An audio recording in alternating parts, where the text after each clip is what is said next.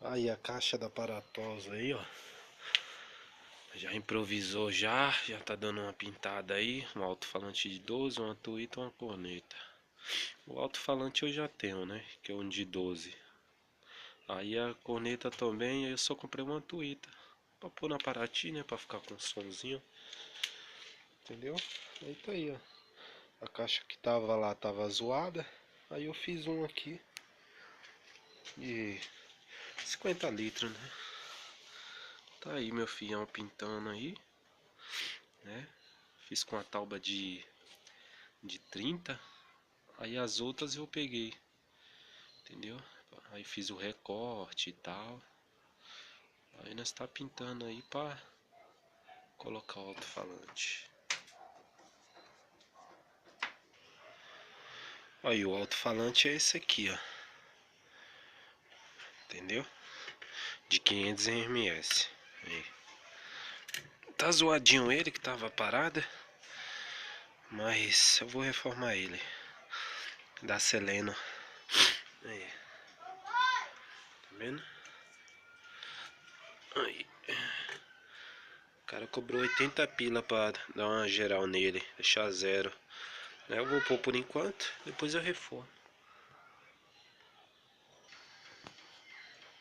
A corneta que eu vou pôr é essa aqui, ó. É boazinha, toca bem também. É uns coisa que tava parada, né, meu? Você vai comprar isso aí, só gastar dinheiro. Como você já tem, aí é só reformar o alto-falante, né? Pular na caixa, depois embrulhar. Por enquanto eu vou pintar a caixa.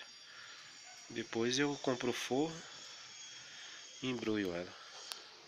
Tá bom. Olha, aqui tá a fiação. Eu comprei. Tá vendo? Aí tem a tuita aqui. Tá vendo? A tuita é basiquinho, entendeu? Só pra dar um sonzinho. Entendeu? Ó. Tá vendo? De 120. Só pra dar um sonzinho, entendeu? O carro não ficar, né? No eco.